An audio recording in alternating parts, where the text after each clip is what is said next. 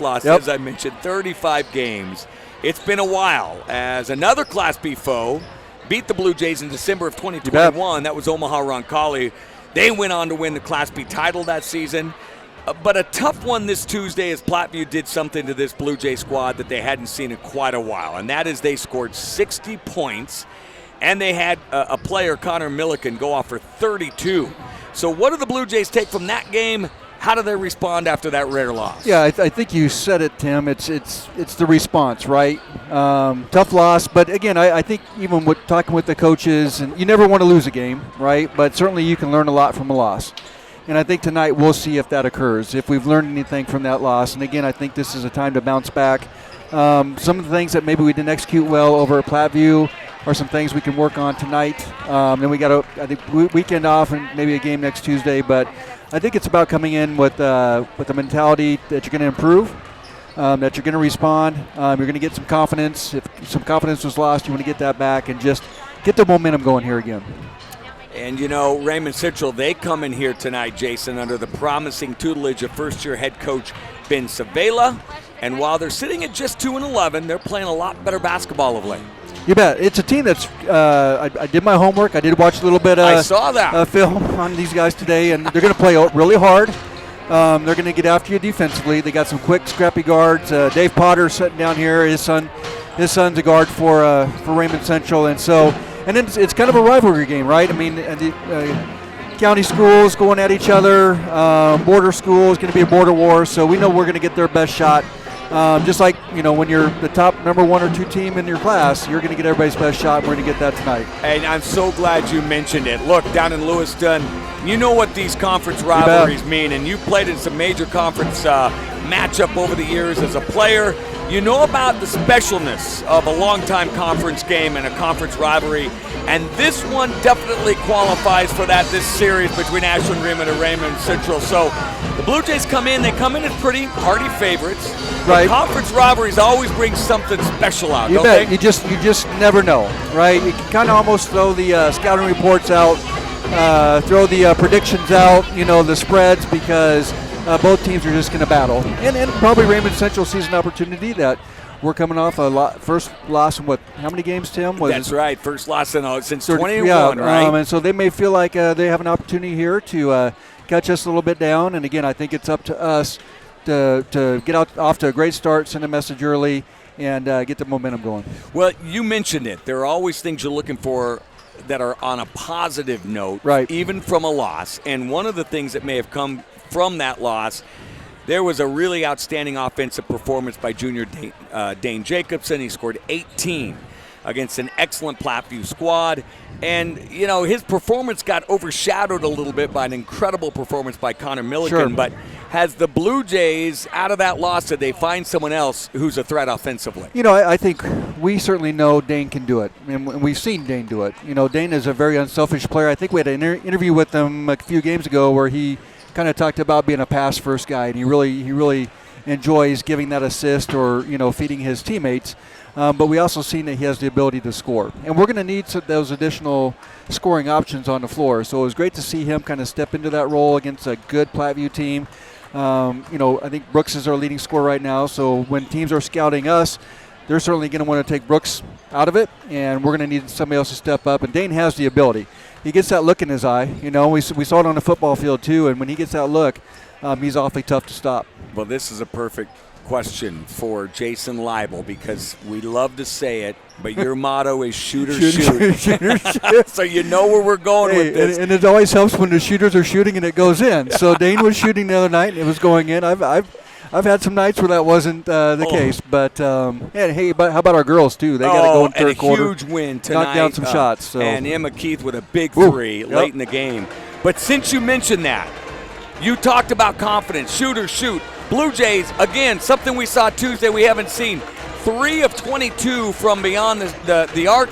So talk to me a little bit, especially when they were shooting 44% going into that game, how getting that confidence going again is so important tonight. Again, I think it goes into the work after that game on Tuesday. You know, practice, on Wednesday and Thursday. I'm sure that was an emphasis from Coach Mose and others, is just getting back to kind of that shooting fundamental. We used to do a lot of form shooting, just kind of getting back to the basics. And again, I think guys will be hunting for some open looks tonight. And, if you knock a couple down early, you get that confidence right back. Oh, I like that kind of language, too, that kind of verbiage. They'll be hunting for some open looks tonight. You heard the Georgia Bulldog head coach say that right before the game. They were going hunting that night. That's right. And I love that Jason's working this in tonight, because the Blue Jays, it's going to be so interesting to see just how they rebound from what was a first loss in quite some time for the Big Blue. So here we go. Great crowd on hand tonight, and it is time for the starting lineups. First off, we will start with the Raymond Central Mustangs. Dawson Potter, a 5'8" sophomore, gets the start. He's averaging just over 4 points a game. He'll be joined by Reed Otto, a very talented 6'3" sophomore. Comes from that talented Otto family in the Raymond area. He's averaging just over 3 points a game. And a 5'8" senior in Ryland Stover, averaging 4.5, and he's shooting 73% from the line. Their fourth starter tonight, Preston Lubisher. He is a 5'9" sophomore, averaging just over a point, getting a start tonight because Isaac Fredrickson, their leading scorer, will not be playing tonight for Raymond Central due to an injury. And the fifth starter, Wyatt Sabota, a 5'10" senior, averaging just under 6 points a game, and he complements those other four starters very well. And now the starters for the Big Blue. It'll be Dane Jacobson, averaging 7 points a game after that nice performance the other night. He's also averaging 3.5 assists. He's a 6'2" junior. He's joined by a 6' senior, Cade Bridges, sharpshooter, averaging 10.5 a game, and he's shooting 51% from beyond the arc. Then you got the enforcer, Dawson Tisa, 6'2" junior, averaging 2 points a game and 4 boards. Of course, Brooks Kissinger, the leading scorer for the Blue Jays, averaging 17. And the final starter here, Cougar Konzum, a 6'3" senior, averaging just under 10 a game. The officials, Mike McCarthy, Brian Wilson, and Jim Bewley. The toss is up in the air, and the Blue Jays will walk out of there with it, facing man-to-man defense here for the Mustangs. And let's see what Cougar Konzum will do. He'll dump it off to Jacobson. He's going to go right back at that rim like he did the other night. A little too tight. Missed the shot in Raymond Central. Well, Tim, I like that aggressiveness. Again, it looks like he's got that look in his eye, and he took it hard to the rack, just couldn't get it to fall there. But I love the aggressiveness. I do too. And back the other way come the Mustangs with it. They're down on the left wing. That's Otto. And he'll get it up top to the first-time starter, Lubisher. Working off the right side. Again, bad news here for Raymond Central is Isaac Fredrickson not able to go tonight due to an injury, but Raymond Central tracks this pass down. Dane, does he get the steal? No, they'll track it down near the student body. Yep, tough half-court man-to-man, kind of our staple, Tim, getting up in their grills a little bit. Almost had a turnover there. And there's Otto with a pick, trying to work it here on Potter. Potter going to dump it off underneath, and they hit the lip and get the early lead. Nice bucket by Stover. A real nice back cut there on the baseline. Potter fed him a really nice assist. Off to a good start for the Mustangs here. Dawson Potter with a great look underneath to find that open man, and here comes Cougar Konzum the other way. It's going to be Bridges, a one-handed dump off there to Dane. They'll reverse it quickly, something that they are known for. Here's Bridges, open three, won't go, and the rebound coming down to Otto. Got a good look at it, nice set play there, had a back screen, just didn't get it to go down, but looked good coming off the hand. So here come the Blue Jays the other way. Bridges, as we mentioned, shooting 51%. Wow. From three. That's Big hard to do, isn't it? And here's a steal. He's also averaging 2 steals a game. Bridges going the length of the court. Layup up and good, and he's fouled by Sabota. That shows you right there he's more than just a three-point shooter, huh? Nice steal, took it strong to the rim, and opportunity to get a three-point play the old-fashioned way. And you talk about a kid who can shoot 51% from three, 83% from the line. Yep. Blue Jays with 2 great free throw shooters, and Bridges will hit this free throw. Dane Jacobson shooting 85% from the line. Yeah, that's really big in critical times when it comes down to a close game at the end. You want to have guys who can step to the line and knock them down. Here's a nice little pick and roll, but Otto not able to hold on to it as Jacobson quickly got his hands in there and slapped it away. So the Mustangs down 3-2. Here without their leading scorer, first-year coach Ben Savela. Gotta like what he sees out of his team early on. You bet. Got a nice young group there, too. I know he's certainly got something here to build upon. He's excited as Sabota tries to get in the paint, dumps it off. Stover working. And that Blue Jay D causes a turnover that time as Lubicher was cut into the hole. Yep, and we, again, forced them out to half court, Tim. Took them a little bit out of their rhythm of what they want to do offensively and created kind of an unforced turnover there. And so the Blue Jays up 3-2 with the basketball. Raymond Central took the early lead. Here's Kissinger averaging 17. Dumps it to the big man, Teese, who misses the bunny underneath. Good defense by Raymond Central, though. Force that miss. Yeah, real nice find by Brooksy there. Dawson took it up strong, just couldn't finish. And that was some tough defense interior there for the Raymond Central. Made it a little difficult, too, on Teese, as Otto now will work off that right elbow. And there's another errant pass. And twice, it looks like at the top, Jason, we've got a man cutting for Raymond Central, and they're not anticipating that cut. Just a little bit of lack of communication, maybe not really on the same page. And we talked about Fredrickson being out of the ball game, right? Not playing tonight, their top scorer. I know that kid's been a probably three-year starter for them. And so when you take him off the court, you have some new faces out there. Some of those communication, some of those things can break down pretty quickly. So here we go. And here comes back the other way is Brooks Kissinger. Kissinger gets underneath from the block, puts it up and good. And it's now 5-2.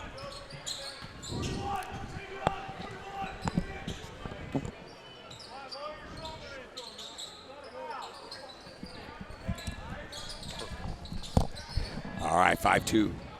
Blue Jays working back the other way here. Tavion Johnson, and he works over Jackson Ham to make it 5-4. Nice little turnaround right there. Jackson got physical with him, but he went right over top of him, and he's a freshman, Tim. Yes, he is, and we got a story on him that you can talk a little bit about. And now we got Brooks Kissinger stepping out of bounds, and the Mustangs, they came here to play tonight. They're down 1 and with the ball. And I know one of the things, you mentioned Tavion Johnson, about the fact he just started playing basketball as a 7th grader, right? I think that's correct, yeah. He's got a nice frame on him, looks real athletic, and again, that was a really impressive finish there. So just the start of his 3rd year of basketball for Tavion Johnson, and he had a nice bucket there. And we got a whistle, and they're going to call it travel on Dawson Potter. Cougar did a really nice job of staying vertical there, forced a turnover, forced him away from the hoop, and Raymond Central is going to want to kind of clean that up a little bit. They've had several positions here now where they've turned it over. Yeah, haven't been able to get as many shots off as they would love to, as Cougar Conzum now gets in the paint, working against multiple players, but can't get it. There's Johnson, the freshman that Jason Leibel mentioned, and he gets the ball. Back the other way is Potter. Potter with a left hand, now right hand dribble. His Blue Jay D has been tough.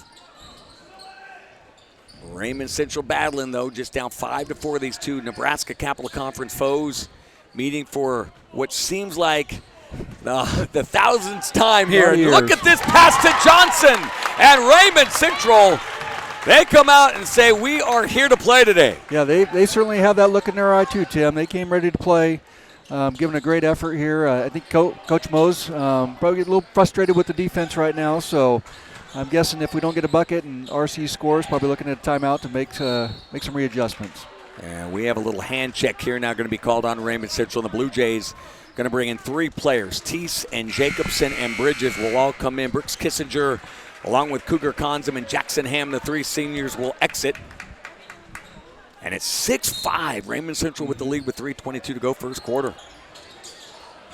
Here's a little entry pass, and it's nearly stolen, but a good job by Luke Clark to track it down. Back up top they go to Jacobson. Jacobson dribble in, and he'll put it off the glass. Something where he was doing well Tuesday night. Very nice take. That defender came hard at him, and Dane read that and took it hard to right-handed dribble, finished strong at the rim. He really gets off the floor well, too. Oh, boy. Just such a smart player. You bet. Lubicher has now given it up top, and Drake Zimmerman has just checked in, almost had a steal, but inadvertently kicked it. And so the ball will stay with Raymond Central, down 7-6. So you know Coach Savela right here, Jason Leibel, has got to be thrilled with this early start for his Mustangs. The start he was looking for, right? Yeah. I mean, he couldn't ask for anything more. I think, the key for Raymond Central now is to sustain this for the rest of the quarter. And, hey, make it a 2 or 3 point ball game one way or the other, and you're where you want to be. And here's Dane Jacobson playing the role of a defensive back with an interception, but this time his shot is blocked in there by Tate Rubel. And Raymond Central the other way. They are inspired tonight. You bet. And here's a strip and a steal. Luke Clark, the beneficiary of that steal from the quick hands of Cade Bridges. They lob it underneath to the enforcer, up off the glass, and it counts, and he's fouled, and it's a 3-point Blue Jay lead. Yeah, nice block by Rubel from Raymond Central on the defensive side of it. I know he's a kid that can really shoot it, but made a nice defensive play there. And Dane right now is just playing a well-rounded game. He pushed the ball hard up the floor, found the open man, and got a bucket. Oh. And then we got a technical here called, I'm not sure on who, as if it was on the player or Coach Zavala. I missed that. I did too. I did not see anything that would warrant a technical, but never know what's said down there, huh? Dawson Teese misses the free throw, so it stays 9-6, and now the technical, right? Dane's going to step in, so that was a 1-on-1 bonus. Dawson missed the front end of 1-on-1, so Dane should get 2 here, and we should get the ball back. Now, does this give us any clue where the technical may have come? If it's on the benches, it's still 2? It's still 2. Okay. 2 no matter what, and we get the ball. So, yeah, I'm just not sure what occurred. And Coach Zavala looks a little confused too. So. And Dane hits both of those free throws. But, yeah, that could be a big momentum change right there, right? I mean, Raymond Central, good momentum. We're feeling pretty good about themselves, and had quite a swing there. Turns into a 4-point swing, possibly more, as the Blue Jays will keep possession of the ball. But now here comes a whistle and a foul against the Blues on an illegal, Blue Jays, I should say, an illegal pick. It looks like the officials might be tightening things up here a little bit. It's been a little physical to start, but a couple, I'd say, touchy-type calls there. So we're going to have to respond to that and adjust if that's the way it's going to be called the rest of this quarter and a half. And the Blue Jays are going to come with this 1-2-2 pressure, and Raymond Central easily beats it. Rubel with a nice spin move in the paint, missed everything, and there's Dane Jacobson with the board. Blue Jays up 5. Kissinger running. Good look underneath the Teese, a feed from Kissinger, and it's now 13-6. Great find. Again, we talked the last game, just the unselfishness, and again, we're seeing that again tonight. Rubel beats the pressure, and now we have a whistle, and I think we're going to have a foul. No, a travel is going to be called on Otto. We ran a little trap there at their guard and kind of got him forced towards the sideline, and that creates another defender. That sideline does, and got a travel call. And, of course, Jason Leibel, he was a head coach as well, and that's what you love to see, right? When you're trapping, get that free defender on the sideline or midcourt. Back they come. Bridges for 3. Bingo! Big shot by Cade. You know, anticipate maybe a timeout coming by RC, but he's going to let him play it out. And they'll pick up the basketball down in that corner. Here's Sabota. Can he answer for 3? And he does. It's 16-9, and there's Coach Zavala with a quick timeout. Big response. They're hanging around Tim, and again, we knew the effort was going to be there by Raymond Central playing a little bit shorthanded. Sometimes when you're playing shorthanded, that's next guy up, next man up, and certainly Raymond Central's had a couple guys step up, including the freshman that just started playing as a 7th grader. No doubt, yeah, Tavian Johnson that you mentioned. And, you know, Jason, you know the value of shooting more than anyone, and I know we love to laugh about, you talk about shooters shoot, but you know shooting. And this team, their goal this year was to shoot 21,000 made shots this summer. I read that. And they knocked home 41,000. And so I've got to imagine this is a team that's going to start shooting the basketball pretty well. And with that amount of time in the gym or the driveway or the city park, that just builds confidence in your ability to shoot the basketball, right? It comes with repetition, and you can tell they got 2 or 3 kids on the floor that can really shoot it. And you know Coach Mose is going to respect that because he loves to see his players out shooting, and boy, do the Blue Jays spend a lot of time in the gym. And now here is a shot in the paint by Kissinger. Won't fall, but he's fouled. He'll go to the line.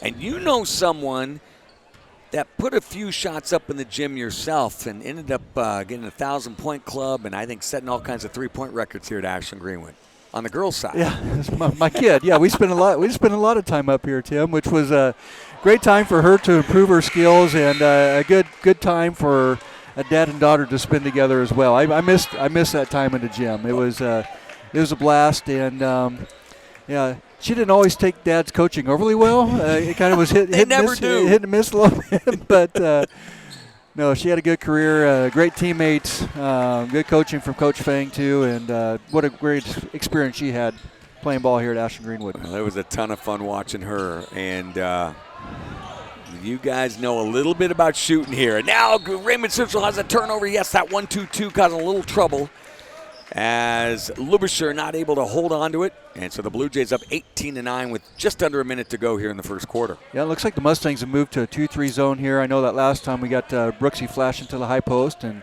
got himself to the free throw line. So we'll see what adjustments we can make, and this is an opportunity for us to work against the 2-3D as well. And they find Bridges. Can he hit another? He doesn't, this time too hard, but there's Cougar on an offensive board. Brooks is going to put up a tray. Too hard. And coming out of there is Otto. Couple good looks there, Tim. Looked good coming out the hand and just didn't fall for us. So the Blue Jays will have to defend here. 18-9, they're up 9. They dominate a little bit in the second half of the first quarter, but Raymond Central has been game tonight. There's no doubt about it. As Rubel, between his legs, looks, kicks it back out. Now we're down to 10. The freshman passes it over to Stover. See what they come up with here. We've got 5 seconds. Stover's going to have to make something go. He finds a man in the corner, and he's going to put a shot up that's blocked by Drake Zimmerman. Great job defensively by the junior. So the Blue Jays get out of that first quarter up 18-9, but it was hard work. It was. I think Coach Savela is very happy with where they're at. I will say one thing about the Mustangs. You can tell that he does a nice job with his kids. They're well coached, and they play hard. And so we'll see what type of start we can get off this start the second quarter. But if we can't extend the lead, we're going to be in for a dogfight tonight, Tim. So let's talk about this, Jason. We were wondering how would the Blue Jays come off that first loss in a long, long time on Tuesday night. It came out a little slow, but what are you seeing so far? Yeah, I think they picked it up. You know, I think, again, you're going to step on the floor maybe a little bit hesitant, not knowing quite what to expect. I know, and then I think at the same time when they're leading scorers sitting on a bench in street clothes, there might be a tendency to kind of let your guard down a little bit too. And so I think we picked it up the last 2 or 3 minutes and forced them into some turnovers. I just want to see us keep attacking, sharing the ball, getting some open looks, and again, extending this lead by halftime. Well, and by the way, folks, if you just joined us, leading scorer Isaac Fredrickson, the 6'1 senior for Raymond Central, averaging 14.8 a game, shooting 35% from Trey, 4 rebounds, 6.5 assists a game. I mean, the guy has done everything, and he is out tonight due to an injury. And so Raymond Central has been very impressive here. Blue Jays finding the mojo here as Tavion Johnson gets tied up. And that is just a couple of a junior and a senior kind of getting on that freshman. And we made an adjustment there and went to a 1-3-1. I don't know if I've seen much 1-3-1 from us this year, but we went to a 1-3-1 trapping defense. RC wasn't expecting that, got a nice hard trap and got a turnover. And so here comes Kissinger in the paint. Head fake, puts it up and over Otto. And there is Kissinger, and it's now 20-9. Well, you can see a concerted effort to get Brooksy the ball inside against that 2-3, and he's so athletic. Strong, he finishes well, and got a couple nice opportunities there. Here's a pull-up by Stover that won't go. Blue Jays went back to that man-to-man, Jason. And back they go to Kissinger. Crossover long pass to Bridges. Look at them reverse it. Look at Jacobson on 2 feet in the paint. Kicks it out quickly to Kissinger.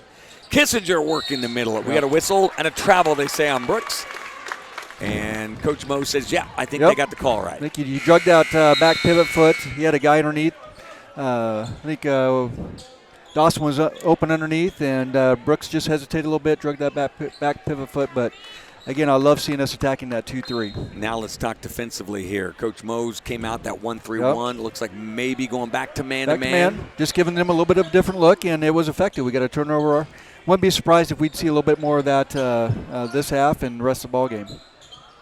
Here comes Stover with his team down 11, early second quarter. Aiden Rowley with us here tonight. He's running the camera and doing the technicals, doing a great job wearing his Iowa Hawkeyes hat.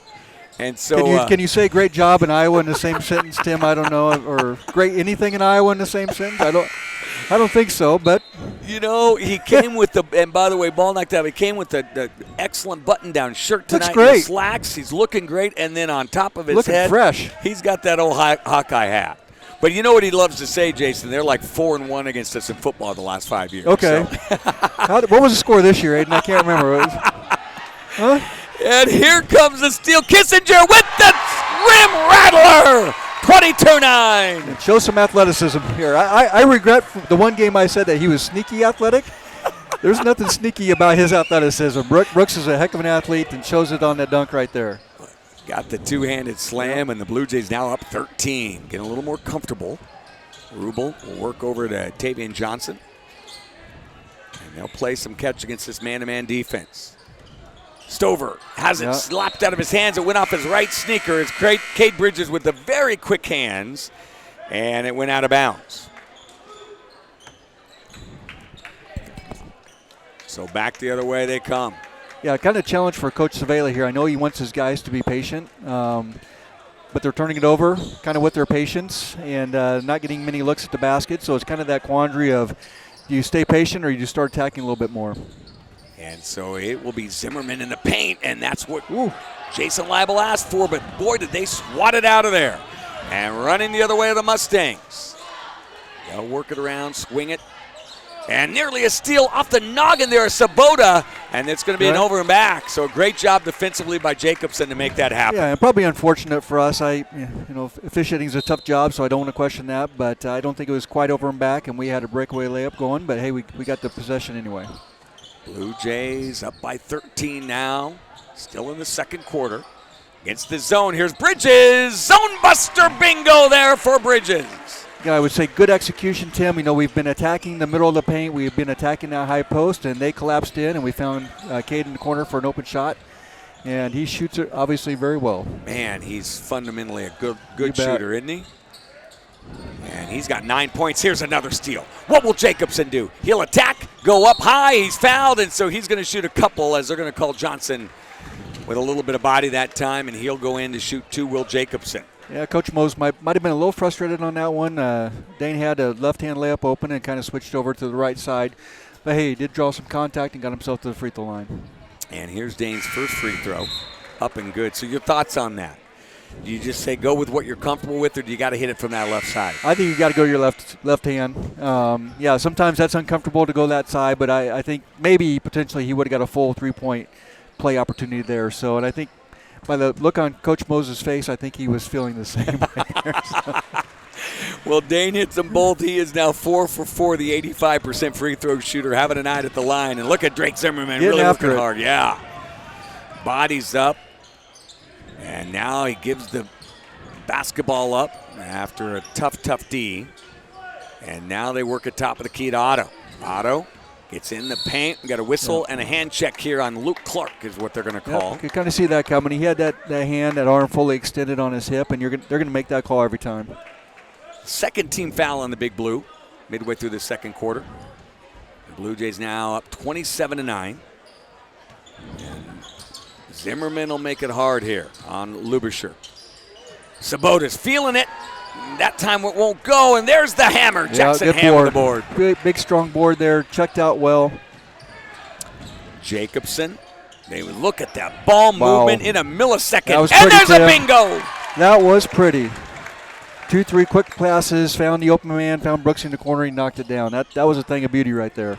9 points for Kissinger, averaging 17. Blue Jays up now 21. Lubischer working hard against Zimmerman. We talk about how Drake just makes every dribble. I mean, you got to work for it. Tim, I was pretty unstoppable back in the day on the basketball court, but I'm pretty sure Drake Zimmerman could make me pretty stoppable. He'd shut me down. I really want to know what kind of defense you played is what I really want to know. I was a pretty good defender back in the day. I was. When I got to the college level, I just didn't find the importance of playing defense. Here comes Kissinger on the step through, and he's fouled. And I have a feeling, and Kissinger will go to the line to shoot two. I have a feeling your college coach really appreciated that. I knew what my role was, Tim. I had to understand my role, and that was to shoot the basketball. That's exactly right. You were a role player. I was a role player. First free throw off there by Brooks. Such an unselfish guy, too, that your role was just purely to shoot. I didn't understand when my teammates got upset with me either when I was shooting all the time, because I tried to tell them that's my role. I'm not going to pass you the ball. It's like when the alumni tournament comes. I mean, my fellow colleagues, Barry Fangmeyer and Elliot Thompson, they expect me to pass them the ball. That's not my role, Tim. My role is to shoot. Well, I always hear that when they hear that clap, double clap comes from you, the double clap from Jason Leibel, that means I'm open, get me the ball. Feed me. And a timeout on the court. And by the way, Paula and Tom Spears listening at home tonight. Oh, awesome. Great family. My golly. Love them to death. Thomas, of course, then they've got great daughters. You bet. Just their whole kids. Super family. Yeah, wonderful that they're listening. Had the pleasure coaching Sarah in some summer softball. What a great kid. And Thomas, good football year. He's got big things coming in front of him, too, and such a nice, respectful kids. Love having them around. Yeah, and Thomas had a chance to coach him in baseball. What a special experience that was for me, too. You bet. He's such a great kid. But, hey, 31-9 as we take the time out of 3:22. And just like that, Jason, you mentioned, and look, this thing was going in this direction, I think, a little bit with the Big Blue. But certainly, that technical didn't help Raymond Central. And from there, the Blue Jays have just kind of put some distance between themselves. Yeah, change the momentum there. And I know Coach Vela took a timeout. He's going to try to make some adjustments here. Maybe get out of that 2-3. We're really hurting them in that 2-3 right now. We hurt them in the paint, got a couple easy buckets, 3-point plays, and then we hit a couple threes against that 2-3. So we may see something different from him defensively and probably from the Blue Jays as well. I wouldn't be surprised if Coach Mose maybe throws something different out there just to work on it. And here's a couple of things I know Coach Mose will be really pleased with. They were 3 of 22 shooting from beyond the arc on Tuesday. Already they've hit 3 trays here in this one. So that percentage is much higher. And here comes Sabota the other way. The Blue Jays leading 31-9. The Mustangs here trying to get something going against what is tenacious man-to-man. We picked up the intensity coming out of that timeout, Tim. We're pretty active right now. It's a great observation as the Blue Jays working hard as Clark forces there a miss. And the Blue Jays running. This will be Zimmerman. Spin move by Drake down to the block. Yeah, it looks like the Mustangs went back to that man-to-man defense. Got out of that 2-3 and a little adjustment by Coach Savela. Blue Jays going to get a pick here at the top for Jacobson. Finds an open Zimmerman, but look at Zimmerman just glide to the hole. Off the glass it won't go, but Drake will go to the line to shoot a couple. Yeah, it was a bang-bang play there, judgment call, but I thought the defender got himself a little bit underneath the basket, and that's probably what drew the block instead of the charging foul. So I've got to ask you. Zimmerman goes line shooting 77%. You got Bridges at 83%. You got Jacobson at 85%. Well, 78% and for Tim, you just jinxed him, but okay, keep going. You missed. I had my head down. Keep going. That's all right. I better stop there if he wants to. No, you can keep going, Tim. I'm not gonna. You're my boss. I'm not gonna tell you what to do. But you just jinxed the poor kid. Well, let's see if Drake and Bake Zimmerman can get this one, and he does. Yes, so here's my question. Those percentages are so impressive. Have you seen many teams like that with 4 guys above 75%? No, you'll see 1 or 2 typically. But, yeah, they have 4 or 5 guys that can step in there and knock them down. And, again, 4 or 5 guys that have an ability to draw contact, get to the rim, and get to the free throw line as well. I mean, you can be a great free throw shooter, but unless you're finding ways to get to the line, it doesn't matter. And so we got guys that really like to attack, are able to draw some contact, and want to get to that free throw line because they're good shooters. And there's some contact, but they're going to say the ball went off of Luke Clark. So it's 32-9. Blue Jays cruising along here with 2:12 to go in the first half. And here comes the inbounds. And quick hands there by Dane. Oh, my goodness. Dane does it on both ends, doesn't he, Jason? Yep, he's playing well tonight. And there's an unselfish play by Clark. He could have taken that 3, but he decided to make a couple of extra passes. One of the few times it doesn't pay off. Yeah, I would like to see Luke pull the trigger on that one. He's a kid that can knock down some threes. We're going to need him to knock down some threes as the season continues, as, we get into district time, and of course we anticipate being down at state. He's going to play a big role for us. So we'd love to see him take that one, and I think Coach Mose wouldn't mind seeing him take that one either. And there is a pickpocket by Dane Jacobson, who goes in and hits the easy layup. Dane now with 8 points tonight. Blue Jays continue to add to that lead with 1:39 to go here in the first half. Here comes Lubicher for an open 3, and that will not go, but looked pretty good. Teese with the board. Big pass down on the block to Cougar. Off the glass, the senior gets his own miss, and he's fouled. Yeah, an opportunity to get Cougar involved a little bit. He's been a little bit silent so far tonight, and again, took it up strong, couldn't quite get the finish, but he was quick off the floor on that second jump to follow it up and draw some contact. Well, a guy I'd like to see get a couple of cracks at a 3 tonight, Cougar, just because he's such a good shooter. My goodness, shooting almost 50% from Trey. Had a little off night the other night, But you know that, again, it's a there. guy like that. You've seen it. Right. And, again, that's just getting some confidence going, and he's going to be a big part of our success moving forward. His ability to knock down shots is going to be critical. Well, he gets 1 of 2 there to make it 35-9. Under a minute 25 to go here first half. And now here's a double near the midcourt stripe. We got a whistle. Ooh. What do we have here? A foul on Bridges. Now that's a good call. Yep. That's kind of the underneath stuff that you don't always see. Yeah, I thought there was some contact there. You could argue that he traveled with it, but I think the contact caused the travel, so a good call by the official. Cade Bridges, boy, what a season he's having. Tough kid, really plays defense well. He anticipates. Off the ball, his defense is so solid, isn't it? Yeah, he's a scrapper. He reads things well. He anticipates well. And again, he's probably a better athlete than what people probably anticipate or expect because he is such a good shooter. People think, well, he's just kind of that three-point guy, but he can do so much more out there.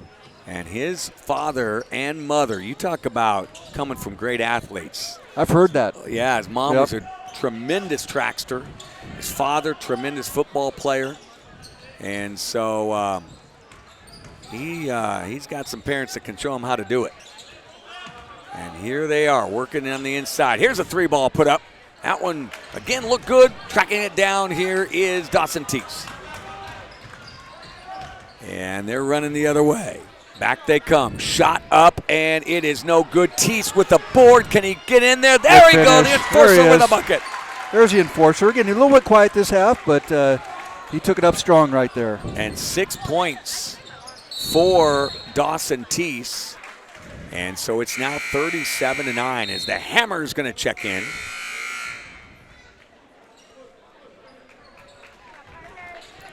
And so here we go. Oops. As they are going to work it in from the sideline.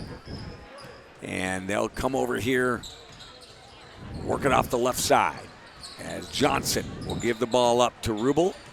Said Rubel can really shoot it. Won't be surprised if they try to get him a look here, get him involved. Little body there from Kissinger. Kissinger being physical, but a nice shot by Rubel, and you mentioned that. So, Kissinger coming up. And he'll work in the paint, and now there's going to be a whistle and a foul. And Brooks, I think, is this a shooting foul here? Will we put him to the line?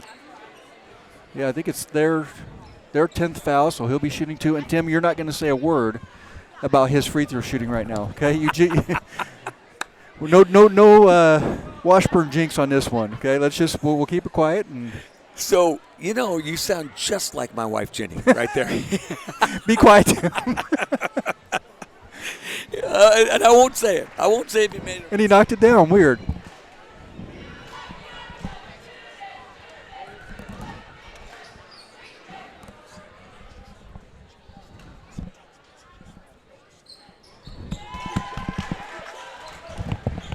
Well, that's weird, Tim. You didn't say a word, and guess what? He knocked both of them down. See? So let's try that the rest of the season. What do you All I got to do is listen. Just listen. And it's 39-11. Here comes another 3-ball. Put up quickly at the buzzer. And just a little bit off. And so what a second quarter for these Blue Jays. They end up taking a 39-11 lead. And I mean to tell you, Jason, talk about good defense. They gave up 60 the other night. They were looking to get a really good defensive performance. How about 2 points in the second quarter? That was huge. And again, I think we all kind of felt that momentum swing with the technical foul. Still not sure what warranted that, but I think our guys saw that as an opportunity to really extend the lead. We clamped them down on the defensive side of it. RC went to 2-3 zone defense, and we kind of picked that apart. Got some things in the paint early, and then that gave us some open outside looks that we knocked down. So, again, we were looking for what type of response our guys would have tonight. I think we got off to a little bit of a slow start. But, boy, about the 3-minute mark in that first quarter is just a different team. And then we saw the one timeout. I don't know what Coach Mo said to him coming out of that timeout, but we were playing like our hair was on fire and just kind of a different mentality and enthusiasm there. I love that description because you're exactly right. They were flying around, even though they had a nice sizable lead, and he got after them or inspired them in some way, shape, or form, and they came out and really played hard. So 39-11. And by the way, Jason, Blue Jays with this big lead here, but you touched on this earlier. The girls with a tremendous come-from-behind win in their game earlier tonight, when 41-38. We're hoping to get a couple of their players up here at halftime. Oh, we got them. Here we go. Emma And the let's see legend. if we can move Emma Keith over here. Big shot, Emma. Do you mind? Do we have a little room here? We'll get Emma Keith, who hit a big bucket. It was 38-38. Blue Jays choose to go for one late in that game and step in. Emma Keith held the ball. First off, before we talk about the shot you made to get us that 41-38 win, tell us a little bit about the job you guys did holding on to the basketball, because you had to hold it for about 40 seconds before you could shoot. Yeah, we just wanted to get that one shot because we had missed that opportunity, mostly my fault in the past. So we just really wanted to get that one shot and that one opportunity. And Coach Hubert was like, a layup or a good three. And that's what we were really waiting for, and we wanted that opportunity. So we just kind of put Paige and I up at the top, Olivia in the middle, and just worked out us three. Now, listen, she continues to play like this. She's going to be in a veteran holding that microphone, but we just want you to get that. Oh. There you go. Perfect. Right. Perfect. You've got a lot of great things to say here. So now you hold it for all that time. Tell us about the three. Did you know it felt good when it left your hand, and how did you know it was time to take it? Well, Bree drove in, and I was like, she was swarmed. I was like, out, out, out, top. And then, I just shot. It went in, so. It looked great. I think, Emma, you've been shooting the ball well last few you. games, and you got a really nice-looking shot. Great rotation on that ball. So when it came off your hand, I said that bucket's good. It's going in. And just knowing the type of person you are, you stepped in there with confidence. So talk to me about how this win tonight against a good Raymond Central team, right? Mm-hmm. How that momentum can help carry you forward into next week. So we talked a lot about this week about conference seeding and how this win is really going to help us move up, because we're in like the low conference, and we really wanted to move up so we can get higher seeding for conference tournament. And then also this game, like our energies are slipped, and we were able to like really fight in the last 2 and 3 minutes, which we haven't really done in the past. So it's really just going to help us show like this is what we can do, and like hopefully help us finish the next few games. You bet. You came in tonight with just a very slim .04 advantage in power points over the number 7 seed, which is the play-in round. Now with that victory, I think you're pretty much assured you're not going to be playing next Saturday night, which is awesome. And tell us a little bit.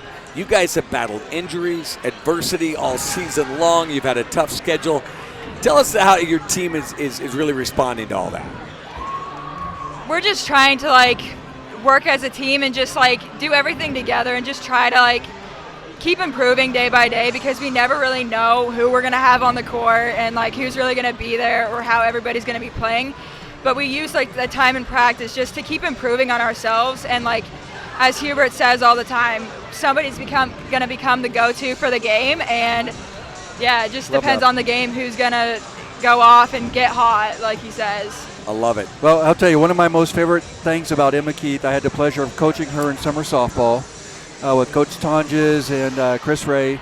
And Emma was one of the hardest working, most coachable kids on that squad, and was kind of making that decision between softball and volleyball. And you chose volleyball, very successful, and I know that team's very happy to have you. But I got to say, even including my daughter, the most favorite person on that team was Emma Keith. You even outshone PR on that team. But no, Emma was great. It was a lot of fun to work with you, and high character kid, hard-working kid, and so just keep leading, keep doing what you're doing. Absolutely, and I know we've got Mark coming up, but I do want to ask this. Yes. You suffered that shoulder injury earlier this year. Mm-hmm. Coach said to you, look, you're going to learn to shoot a little bit left-handed. You're going to have to talk to us about that, because your free throw shooting with your left hand is extremely impressive. Mm-hmm. How much of a challenge was that for you to go through? It was a challenge, just more mentally for me, because like just switching to completely left-handed is something I've never done. And so once I started getting like the form down and everything like that, I just felt way more comfortable shooting left-handed. But then over the moratorium, I was able to give it a break and really like help heal it some more. So like bringing that right-handed back was just like really helpful with like the mental part of it, because it's like, oh, I can actually do both now. That's awesome. But it was just like a lot, because Ross was always taking me to the side and he's like, work on this, this, and this left-handed, and then work on ball handling. And he just really was really helpful and just helping develop that. I love it. Love it. And Mr. Leibel's going to love this. I call him Mr. Leibel when we've got the students here in the house. you went out, played a whale of a game, expended a ton of energy, and here you are in your cheerleading outfit. Love it. Rooting on this. This is what it's all about, isn't it? It's all about, Yeah. Well, listen, keep up the great work. So proud of you guys. Yep, proud of you, kiddo. Great job. All right, You thanks, bet. guys. You betcha. We'll give that to Mark Adele, if you don't mind, right behind you. Emma Keith with the game-winning shot. The Blue Jays get win number 4 on the year. A great performance. And always talking about great performances is Mark Adele. Mark, take it away. Well, we started slow, but we're 12 of 22 from the field, 55%. 3 of 7 from 3 for 43%. And it took us 22 attempts to get 3 against Platteview, so we've improved there. 12 of 15 from the line for 80%. They hit 4 of their first 5 shots, but right now they're just 5 of 13 for 39%. We've got 10 more attempts than they have. They're 1 of 5 from 3, 20%.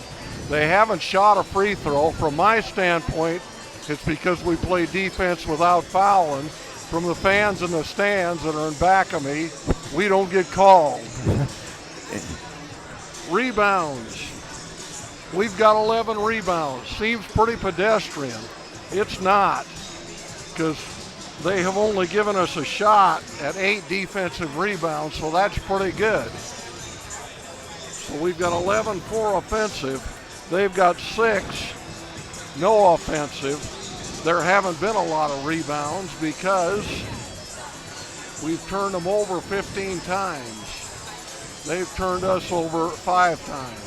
That's a lot of Thanks, turn. Mark. Thank you so much. Appreciate it.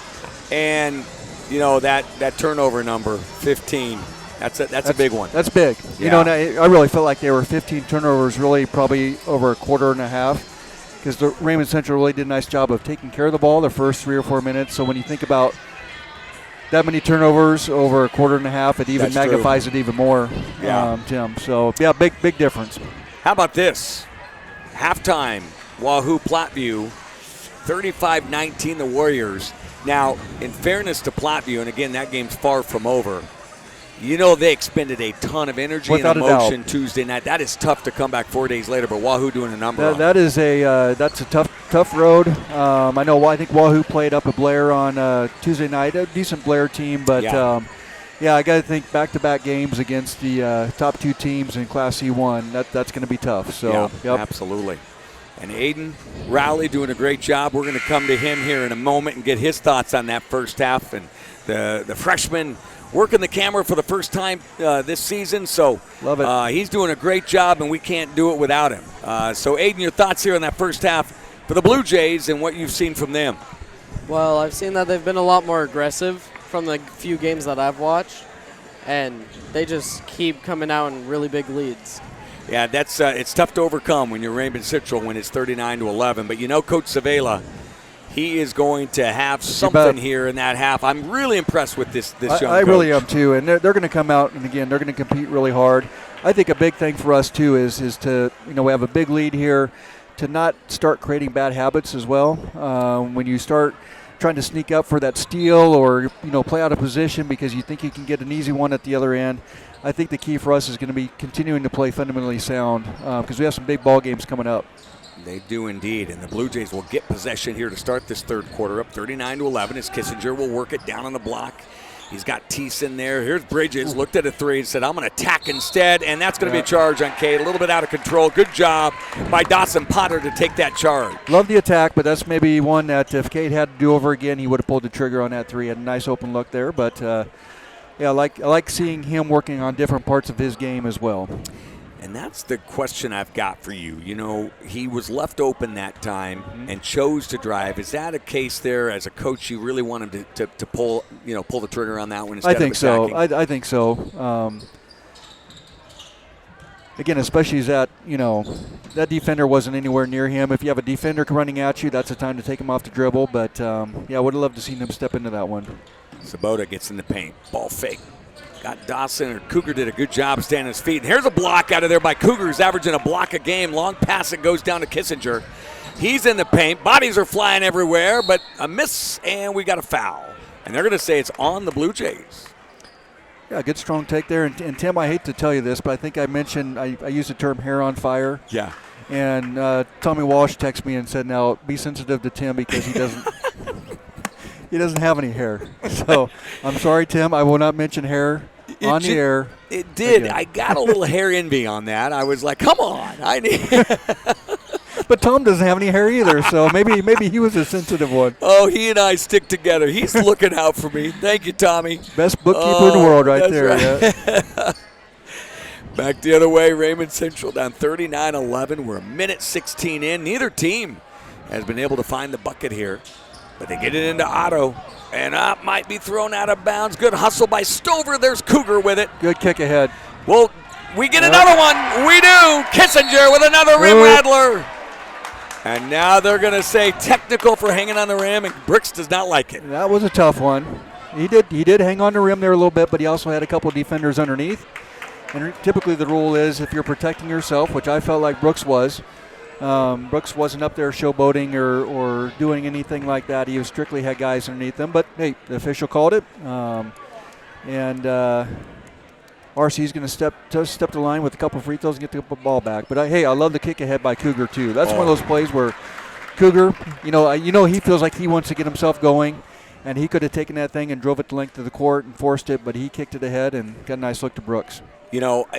I'm so glad you mentioned that, Jason, because I know we can kind of get lost in this technical, and thankfully it's a 41-12 game, right. So really kind of meaningless. But the way that the Blue Jays run that transition, the way they get the ball out, that just puts so much pressure on the defense. It's huge, and again, I see Brooks running the floor hard because he knows his teammate's going to get him the ball, There could be a tendency sometimes if you don't think you're gonna get that ball, you don't have confidence that your teammate's gonna get it, to maybe not quite run as hard as what Brooks did there. But Cougar did a nice job of finding him.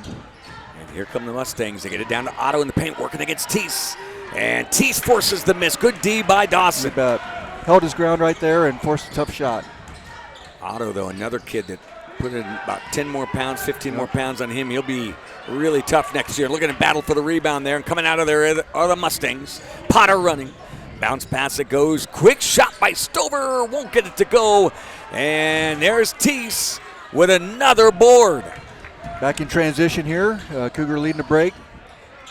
Gotta love that. And here comes Dawson. This time just a little bit right idea. Out of control. Yeah, had right idea there. Yes. Yep. Had Dana open underneath, and again was being unselfish. Nice job defensively there by the Mustangs. So it's 41-12. Blue Jays cruising along here in the third quarter with 5:34 to go, and they'll run 4 across here on this out-of-bounds play. Zimmerman, nice pick for Bridges, got an open 3, and it won't go. Dawson, though, look at Teese go hard, and they're going to call him for coming over the back. He went down hard on the court, but he bounces right up out of there. Well, they got on the They got that on the Mustangs, Tim. Okay. And I think that's a good call. I was a little surprised. Kid slid underneath them a little bit. I think Dawson did a nice job of going and attacking that rebound, and Kid slid underneath them a little bit, so I think they got that one right. That's Wyatt Sabota with his third, and Cougar puts up kind of a blind shot there that misses, and there's Johnson, the freshman. He's in a little trouble in there. What do we have? We got a jump ball. Cougar and Tavian Johnson having pleasantries here, and now the official has a good job, brings them both together. Nice job there. You bet. Yep. Says, fellas, we're not going to do this. Yeah, probably just a little bit of frustration with Cougar there. He's had some nice looks, and it's just one of those nights where the ball's bouncing around on the rim, and it's not falling. But love to see Cougar doing other things than just forcing up shots. He's done a nice job of leading the transition break and finding the open man. And a great job by the officiating crew in that one. Again, it's Mike McCarthy, Brian Wilson, Jim Bewley. Made sure they diffused that situation, and back the other way is Sabota. And they'll work it against this man-to-man. Drake will make it difficult here on Potter, so he kicks it out, and this might be an over and back, I believe. Yep. So I don't believe the Blue Jays touched it. Yep. Yeah, we're keeping the intensity up, Tim. A tough half-court man-to-man defense, force a turnover. I love seeing us not kind of playing down to the lead at this point in time. We're playing down to the level. We're keeping that intensity up. Yeah, and to your point, like you said, Cougar a little frustrated there, but it's good to see he's in it, right? I mean, he's in the game, and here's a steal by Lubisher. And Lubisher will come up here quickly, kicks it off. Here's an open 3 by Robo, and look out, there's that hard summer work they're putting in as they knock a 3 down. And what do we have? So got a foul on Dawson Teese there. The bucket's going to be good. Three-pointer's going to be good. Has some contact underneath. Don't know that Dawson agrees with the call, but that was one thing I saw kind of checking out the Mustangs, that Rubel could really shoot it. And he got a nice open look there, didn't hesitate, and knocked it down.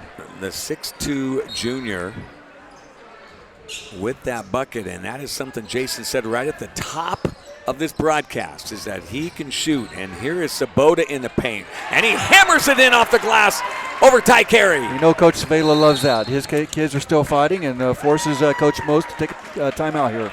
But Ty Carey with good defense that time. I mean, look, that was a shot that was just tightly contested, but he found a way to kind of get that in there. And so it's now 41-17, Raymond Central on a little bit of a run here with 4:30 to go in the third quarter. You bet, and I think Coach Mo's message here, I think we've done a good job of keeping the intensity up. Maybe you saw a little bit of a decline there. Maybe fell off a little bit as far as that intensity goes, and it's getting readdressed in the huddle right now, I guarantee you. Yeah, he's having a little conversation. He's pointing to his noggin there as he says to the players, come on now, be smart, be doing the things you need to do. But this is a time here, Jason, as well. You get an opportunity to get some kids some opportunities to play as well. Ty Carey getting some time. He has just been, man, you talk about snake bit. He's had some injuries. Right. But he's battled in. He's put on some good weight. He's been lifting hard. And that time, just a little bit of bad luck as Sabota hit that shot.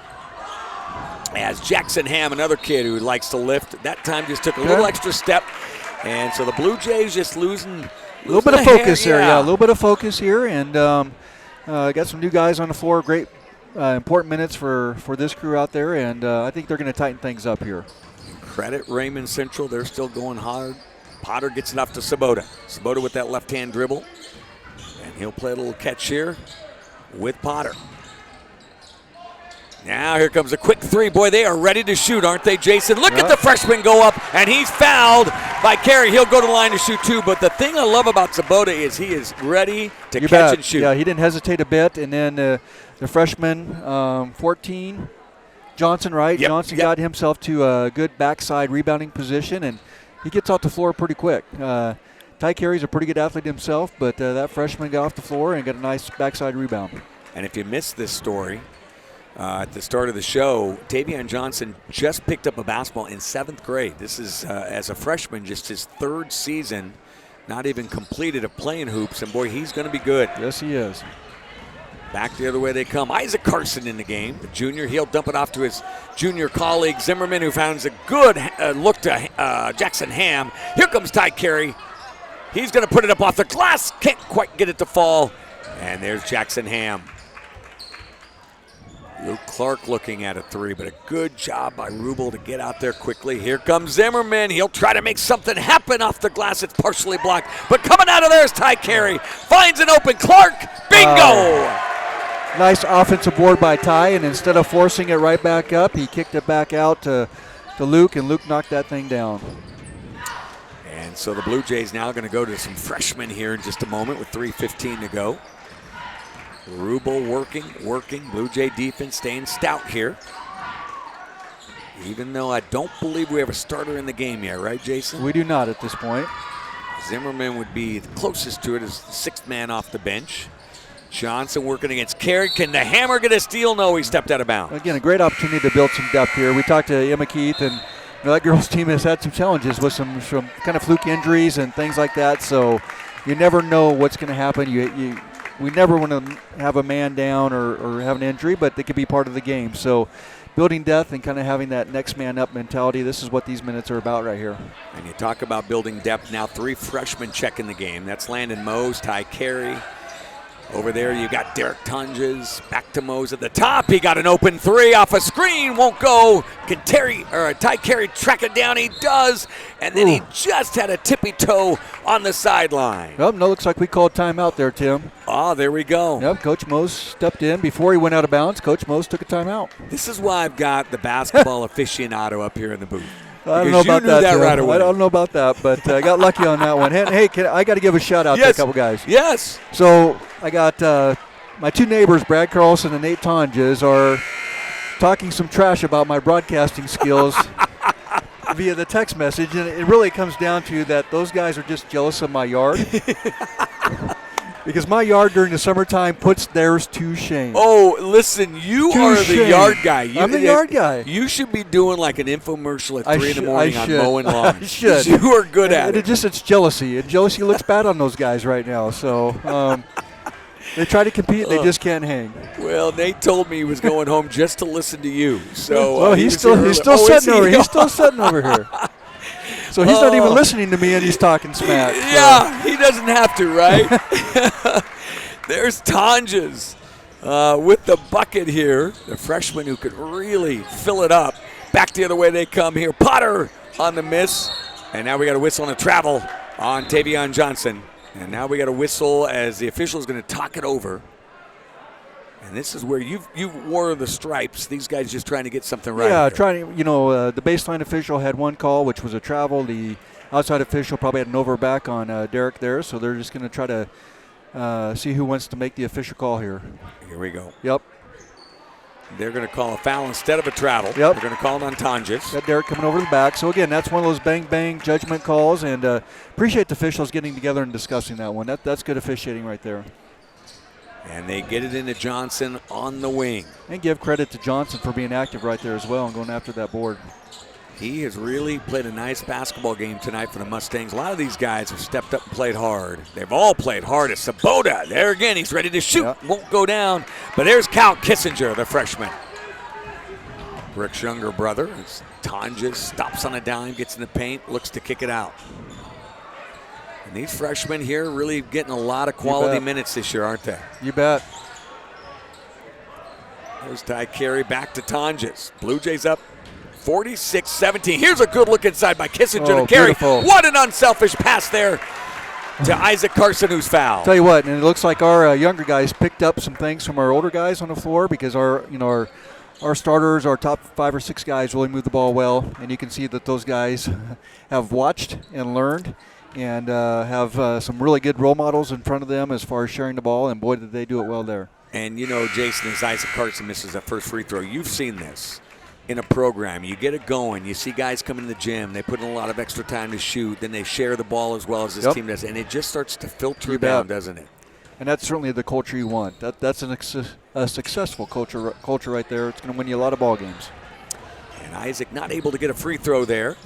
But here's Sabota. He'll try it again. And that is bingo. a good-looking shot. I'm going bingo. Man, I beat you to the bingo, Tim. That's right. And it was from a downtown bingo. It was.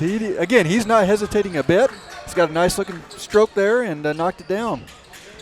And I'll tell you, I thought about tonight because Coach Savela is one heck of a golfer. He's basically a scratch golfer. And I thought about calling his three-pointers tonight birdies. Birdies? And there is Kissinger on a good left baseline drive for a bucket. And Tim, you're a scratch golfer as well, right? I mean, I don't have any idea what that feels like to be a scratch golfer, but you do, and you have that in common with Coach Savela. Well, listen, you give me a chance to use multiple foot wedges and breakfast balls, heck yes. I'm just disappointed. I never get the invite to the Tim Washburn golf outings. I mean, I finally got the invite to broadcast, and that's what I mentioned my bucket list. The bucket list is to get an invite to the Washburn golf outing, but it hasn't happened yet. Well, see, it has to start with broadcasting, then we move that. So, and look out. There's Ty Carey on a bucket to make it 50-20. Good for Ty. A hard-working kid and really nice footwork there and finished strong. Working hard tonight. I love these minutes. These are quality minutes for all these kids. We're under 15 seconds to go here. And it will be, let's see, high on that right wing. They'll work it back over. Here is a shot put up that doesn't fall, but I want to talk about this youngster at the timeout, Cole Dubas. And here comes a shot at half court, and it's no good by Landon Moe, so the Blue Jays up 50-20. But you know what I'm going to say, Jason, about Cole Dubas. And, in fact, if you want to take the honors, feel free. But well, yeah, I got to dig through my notes here, but I know he's a young man that Coach Savela pointed out that just spent a ton of time shooting in the off season. And I know Coach Savela talked about how he was a great model for his teammates and just how much he improved on his shooting as well. And we talked about that repetition, that getting into the gym, that spending time at it. Typically that leads to growth and success, and you can see he didn't hesitate right there. He caught it, and he was going up. He was ready to go, and listen, the 5'5" sophomore actually made 21,000 buckets this summer in their contest. His mother said that there were times he would be out at 4 in the morning in the summer shooting. Love it. And that's how you become a shooter as a 5'5 sophomore. And he's going to grow, and he'll just be a threat for this Raymond Central squad in the future. And you love to see a kid like that have success, too. You know, when they're out grinding and they're putting extra effort in. He's going to have big things to come because you know that work ethic's going to stay there. Yeah, and, you talk about building a culture. Coach Mose, what a job he's done. And, one of the things that, we see constantly here, these kids love to shoot. They love to get on that gun. That gun has had a few repetitions, hasn't it? I think we burned a couple motors out of that bad boy which I love. We got a bunch of gym wraps on the court or on this team, and you can see it come to fruition right there. Derek Tonges mentioned being my neighbor, and he leaves early to get to the gym and spends a lot of time at it. And you can see it in his play. He's going to be an awfully nice ball player. A lot of these guys really, really love the sport, too, and you got to love it to go and shoot as much as they do. As here's Lubicher in the paint, working against the freshman Kissinger. Can't get it to go, and Tonjes with the board. Derek leading the break right here, yeah. Look at that. He handles the ball well for a 6'4 freshman. Missed the layup, but they're running the other way. Step through. Foul's going to be called, I think, on Kissinger. It might be on Mose. I really love to see Derek attacking the basket there. That's probably one of those times where, again, we talked about going to the offhand, going to his left hand there, and might have got a finish. And that's just something that he'll continue to grow and learn as he matures. And at the line here, shooting a couple of free throws is going to be Potter. And he got the first one. That's the other thing we talk a lot about, what it takes to be a basketball player. But a lot of these kids are playing summer ball. I know Derek plays on a team, and a lot of these guys do put in a lot of time as well, don't they? When it's a skill sport, you got to do that. You really do, and I think maybe that's a little bit of lost art anymore, too. Whether kids, they have a lot of distractions, I would say. Yeah. And so when you find a group of kids or a young man that wants to spend that amount of time, that's something special. And here's Ty Carey. Got a good pass from Tonjes. Step through for Ty Carey, and he got it through. 54-21, 6:45 to go here. As the Blue Jays looking to get a win after Tuesday night's loss, and Sabota with a quick shot up, won't go. He has a good-looking shot, though, and back up top they go to Tonjes, and the freshman working in the paint to find a wide-open Kissinger. That inside-out game, and that works well, doesn't it, Jason? There's that ball movement once again. Derek took it strong to his right hand. They doubled him up. Found open man in the corner, and Cal knocked it down. Well, Cal Kissinger, one of 3 Kissinger boys that really can play. Reese at Midland. Brooks going to go to play at Concordia. And Cal is the next in line. As a quick steal here by Isaac Carson. He's running with the left-hand dribble. Dumps it off to Tonjes. Tonjes with another good look here from the quarterback. And he finds Mose, who's just a little short. Outlet, Sabota against the freshman. But look at those quick hands by Landon Mose. Well, Tim, you mentioned the Kissinger boys, and I remember Kip playing back in the day. And, boy, you talk about a shooter. That guy could shoot the rock. Well, you talk about parents that can play. We talked about Cade Bridges earlier. Right. You had Kip, who's the all-time three-point scorer at Nebraska Wesleyan. Those great teams that went to those national championships and semis. Then Jenny Kissinger was an All-American guard. And also I didn't realize that. Yeah, okay. she's the all-time steals leader. You're kidding so they me. both have some incredible records. Yep. So no wonder these Kissinger boys can play. That's right. They can hoop a little bit. Back to the way. Here's Dubas. Couldn't get that one to fall. And Landon Mose will bring it up. I have a feeling they watch a few basketball games in that Kissinger home. And here's Cal down in the left corner. Speaking of. Work it back to Mose. Mose has a strip. The freshman tracks it down, though. Good quick hands in there by Potter.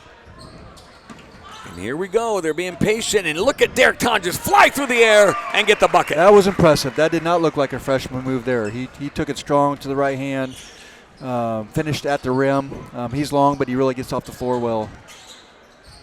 We've got 5 minutes to go. And, a good idea to try to feed Rubel in there. Yeah. Now bodies connect, as I think both the noggins hit each other. Tonjes and Tavion Johnson's heads might have hit. Derek does a good job of shaking it off. Yes, he does. Tough like his mom, that's for sure. So, yep. Well, we'll have to wave down Nate here. Let him know this, that he's on our minds By the way, those two will be playing against each other. The Johnson and Tonjes, both freshmen. You bet. Here's Mose, has the ball knocked out of bounds. Good quick hands underneath. Blue Jays conference basketball coming up next week, and that's always a ton of fun too, isn't it? That is, right. And our boys obviously should be hosting the first couple rounds here, and where conference finals are at, Tim? Do you know where those are being held at? Yes, I do, and now I've forgotten. Is it Conestoga? No, that's wrestling. Wrestling's at Conestoga. Yeah. Darn it. DC West. DC West, okay. Yep. Nice venue to play in over there, and you got to love the conference tournament as well. You get a lot of ball games in a week, and this is obviously our last year in this conference, so what a way to go out for our boys and girls to finish out on top, and I think we have a good chance to do it. It's going to be fun on that girls' side as well. It's wide just open. so even. Yep. Yeah, 1 through 10, man, you could pick a lot of teams. Wide and of open. course, on the Blue Jays and DC West kind of at the top. But don't forget about UTAN, and you got some others in there. UTAN's got a young, scrappy girls team. I remember them from a couple years ago, and well coached. And again, that thing's going to be wide open. I would think our boys, obviously going into that tournament, are the favorites. But again, that's why you play them. You never know. And again, I think we have some good momentum coming off this game, moving into that conference tournament. Yeah, and this is exactly what the doctor ordered for the Blue Jays, up 59-21 against a team tonight in Raymond Central that has came out in that first quarter and said, look, we're not going to back down. Since then, the Blue Jays have gotten a little bit of control of this one. They have only given up 12 points in the last 2.5 quarters, so the defense has really kicked it in. Again, just looking at Coach Mo's huddle there, what I love seeing is the instruction continues. The starters that are out of the ball game now, they have their heads in the huddle, listening as well. So love to see that type of culture and that type of huddle happening when there could be a lot of guys checked out at this point in time. Without a doubt. And one thing I'd love to also talk about here and get your thoughts as Raymond Central comes out of that timeout, down 59-21, is the staff that Coach Mose has assembled. I mean, all of these guys played at a high level in high school. I believe they all played college sports. As they get into Tavian Johnson, who's going to be fouled, so I think he'll go to the line to shoot too. But Justin Appleby had a great career up north in north central Nebraska. Then, of course, you've got, Tyler Craven, went on to play at Midland. Jordan Scheil, who also played at Midland. Nate Skrdla, whose father's a legendary coach and did some great things. So, boy, he's really assembled a nice staff. Yeah, I think they're very knowledgeable. Obviously, I think they've lived it, right? So I think that helps them connect with the kids. And I think first and foremost, they get along really well. I think they trust each other. I think Coach Mose trusts them as well and empowers them. And so pretty unified staff down there. Well, they sure do have a good time. They do like one another, and that always helps as Derek Tonjes got his 6th point of the night. And here comes Isaac Carson. And he's another neighbor here of Jason Leibel. This one is slapped away, but he stepped out of bounds, and so the ball will go over to Raymond Central. I have been told that you kind of set the standard, right, out there with that lawn in Sabre Heights. And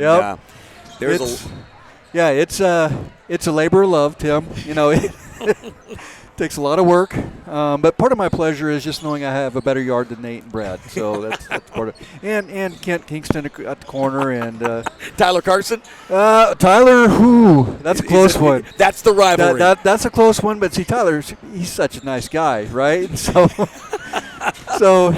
that's why. If he wants it, he can have it. But absolutely. Speaking of Carson, Isaac there with a nice strong take. Yeah, what I loved about that is he and Tavion Johnson exchanged a high five there after that, or a hand slap.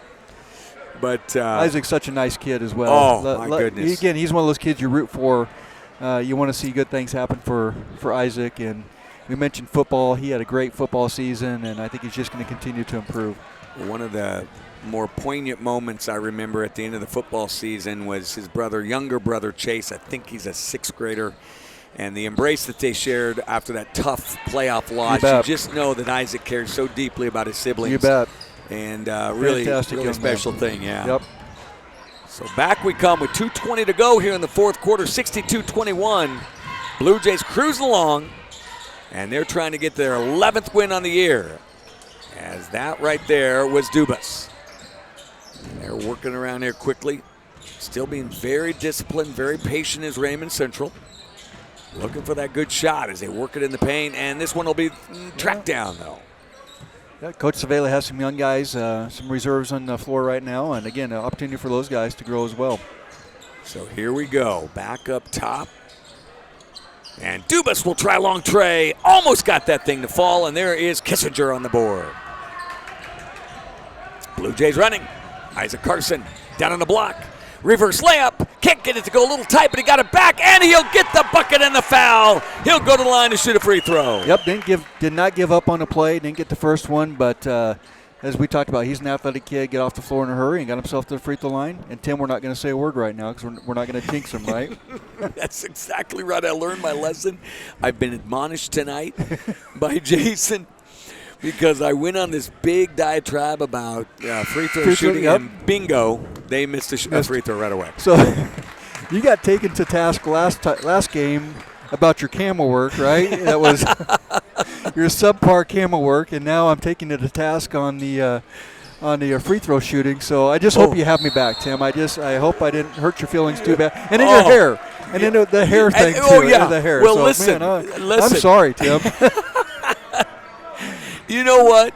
Here's the thing. Thank goodness we got Aiden Rowley on the camera tonight because I deserve to be fired after that. He's done a great job, and now we got to whistle the jump ball. Aiden does a great job. He takes this seriously. Always comes here dressed to the nines. Love it. We do have to get him a Husker hat, though. Yes, that's for sure. That's up that's next. A must. Yep. Here comes the ball popped around, and Raymond Central comes out of there with his Dubas. Will work. And Raymond Central down to 12 seconds. We got that running clock, so it went quick here. 64-21. We're going to probably get one shot off here. It will be Dubas. No, he lost the handle, and the Blue Jays will just hold on to it. And they will go to 11-1 with an impressive victory tonight. And Raymond Central dropping to 2-12. But listen, this Blue Jay squad, we said it, the prescription tonight to get over that Tuesday night loss was to come out here and play really good D after giving up 60 points, and they did that for 3 quarters. Certainly did that, right. Up to, again, a little bit of a slow start. I think RC jumped out to an early lead there, and you could just kind of see us kind of flip the script a little bit, kind of flip our mentality, and really got engaged defensively and forced them into some turnovers. I think they have 15 at halftime. That's right. 15 turnovers at halftime, and that really changed the game. Along with that technical foul, you could kind of see us build momentum off that technical foul, and Miss Potter here is down here wrecking our well, you might as well say equipment. something. So yeah, you want to talk about a heck of an athlete and a softball player. Oh, is this her? Yeah. This, yep.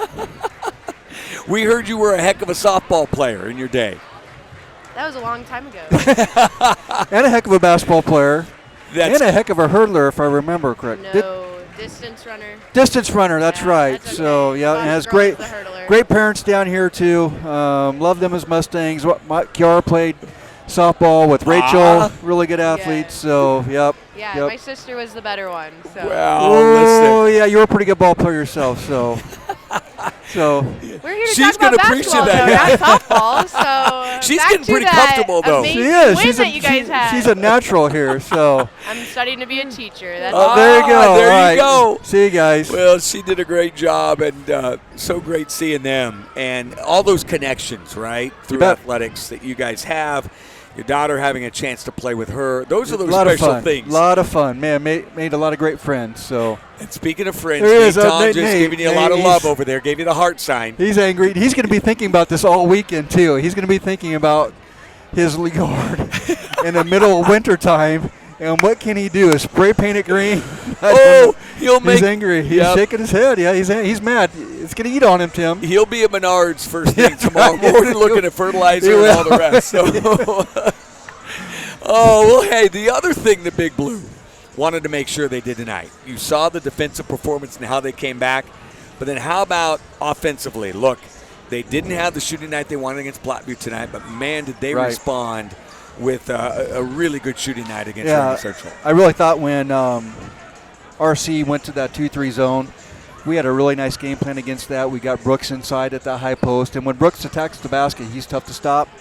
And so we got that on a couple consecutive possessions, and then you really saw RC collapsing in on Brooks to stop that, and then that's when we had the nice kick out to Cade for a couple threes. I think maybe Dane hit one there too, but got some open looks. And so love seeing us making those adjustments. And I know part of that comes from Coach Mose, right, and his instruction. But part of that also comes from our guys just being really smart ball players and knowing how to make those adjustments themselves.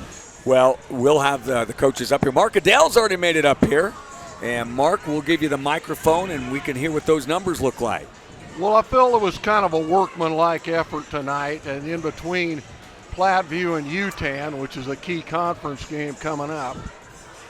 Anyhow, we were 23 for 44 from the field, 52%. 5 of 12 from 3, 42%. From the free throw line, Isaac struggled, so we were 13 of 21. He's the only one that shot free throws the second half, and he was 1 of 5. So that would give us, I had it 13 for 20, probably around 60%. Rebounding, we annihilated them on the glass the second half. 30 rebounds, 9 offensive. That 19 in the second half. They had 14, 2 offensive. Turnovers. It's true we turn it over a little more than Coach Mose would like, 11 times, but they turn it over 24. So with that, we got this one. We'll see you in UTAN. They are probably, along with DC West, the 2 teams we got to beat in the Capital Conference.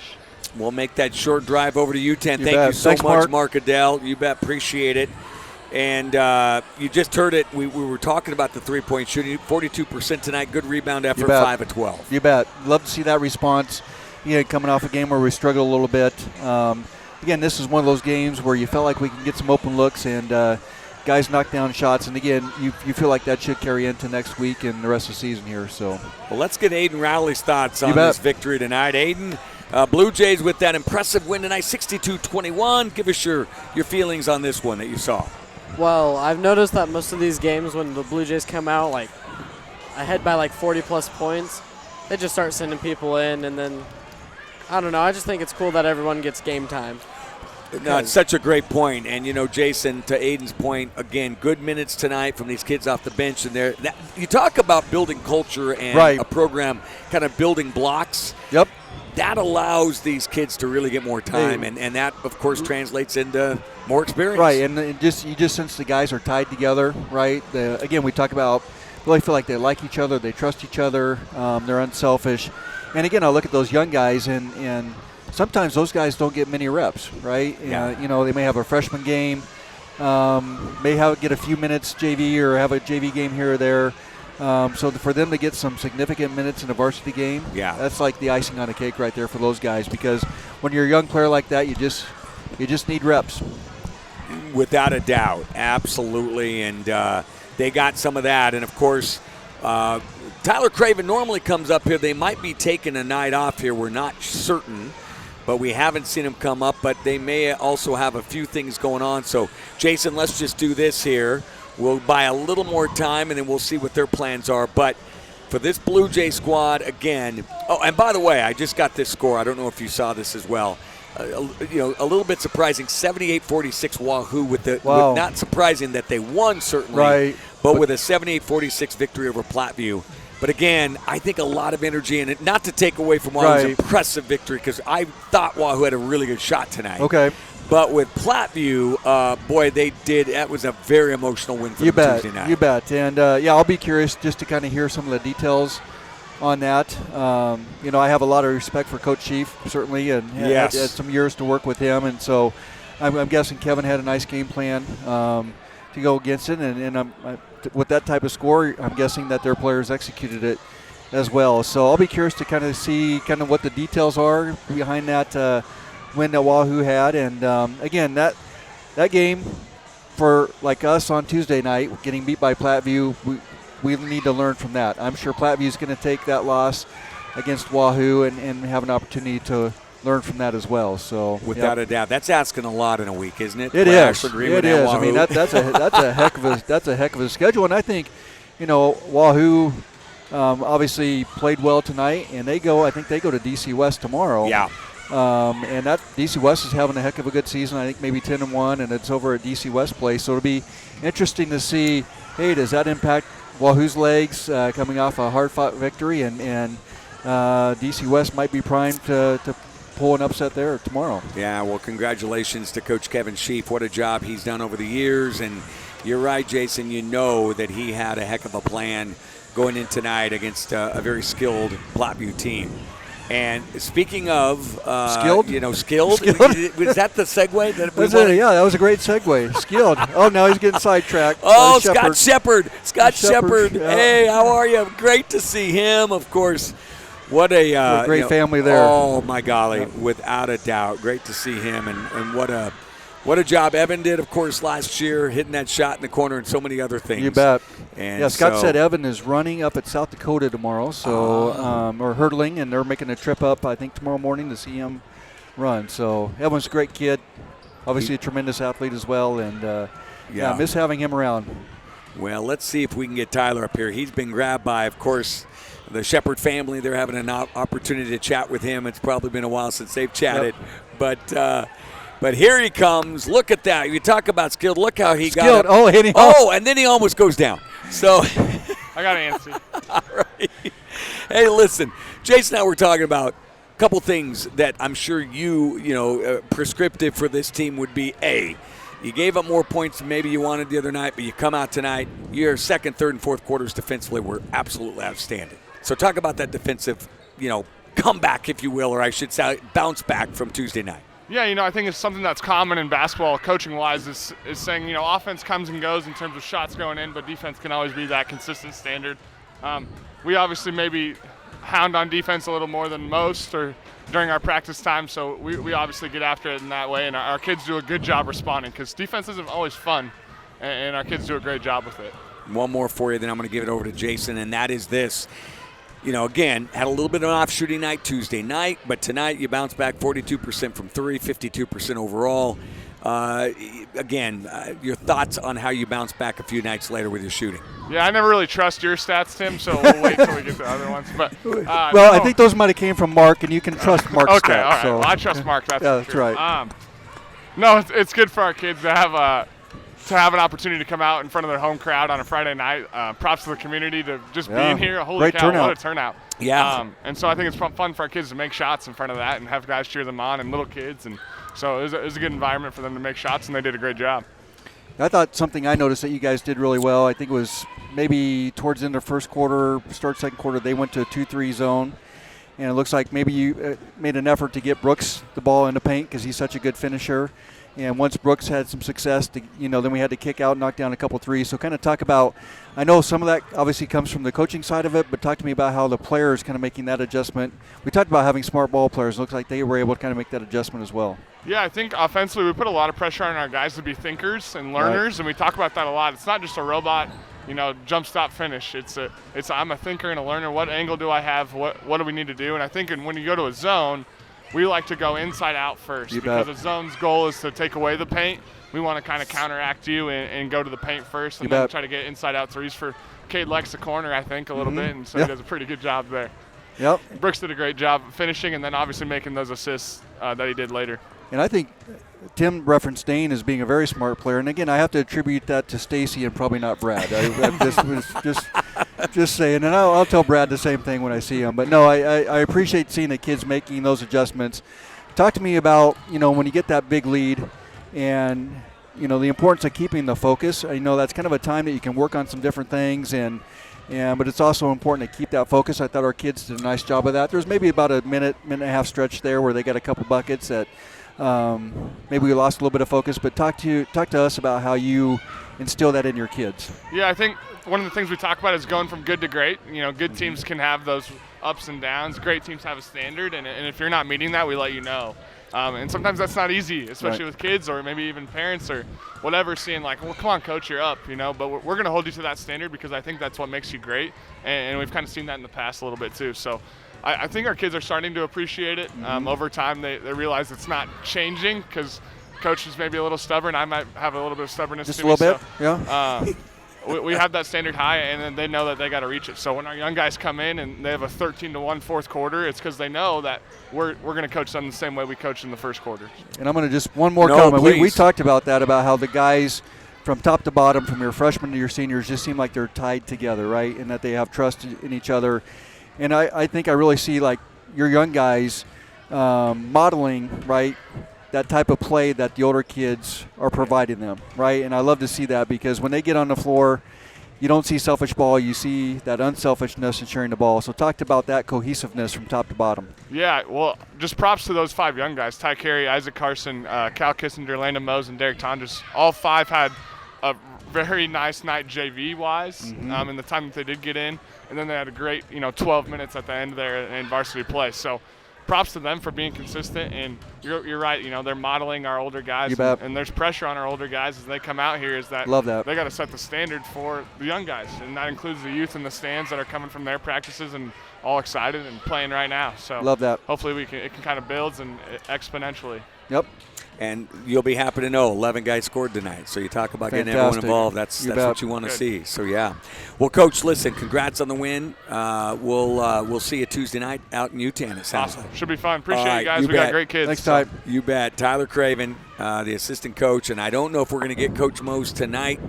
So let's just wrap this thing up here, Jason. Your thoughts here. We'll give you the final say of this Blue Jays 62-21 win. Yeah, just really happy with Central. Tim, with how our kids came out. Again, a little flat to start, but made that adjustment about midway through that first quarter, and defensively made that effort to really get after it defensively. I think that led into some offense, some transition baskets, some open threes for us. And then, again, I love the adjustments that we make on the floor as well. I think that comes from we talked about the smart ball players, well-coached kids, and, again, good bounce back. And we're going to have a couple tough ones next week. Was it UTAN? That's right, UTAN and Syracuse. Syracuse, okay. Yeah. I think Syracuse is playing better ball right now. So, hey, it's about keeping this thing rolling. You don't want to lose a game during the season, but we kind of saw last year how that Roncalli game kind of propelled us to some really big things. That's right. And I have confidence that Platteview loss Tuesday night is going to kind of have that same effect, that our kids are going to respond, and that's going to propel us to some really good success here. Well, listen, so many people to thank, led by Aiden Rowley, who did a great job tonight on the camera and the technical, so thank you to the freshmen, and to the green thumb of Sabre Heights. Jason Leibel, who just gets better and better on the mic. Yep, just better and better, yep. So, no, I hate to mention that Nate, he is the guy that fertilizes my yard. So, that's going to come to an end. I know. I'm a little concerned that now that I've insulted him publicly, that he's not going to not put actual fertilizer in my yard. He may put something out there that just completely kills my yard altogether. Yeah, so and don't forget, you always got Tyler Carson. I always got Tyler, yeah. So I guess I will apologize publicly to Brad and Nate for anything bad I said about your yards, because, hey, Brad's been known to throw dandelions in people's yards at times, and you just can't trust it. See, that's just. I mean to tell you, that's a low blow right there. Even though Brad's a Bills fan, you just can't. He kind of gets that Bills mafia going in him sometimes, and he gets a little bit crazy, and throwing dandelions. It's just not okay. But I will publicly apologize, and can't wait to outdo those guys again next summer. Oh, I just got to go up there next summer to watch this. Yeah, it's going to be beautiful. Better than anything on HGTV, folks. So anyway, for Jason Leibel, Aiden Rowley, I'm Tim Washburn saying so long. We'll see you Tuesday night.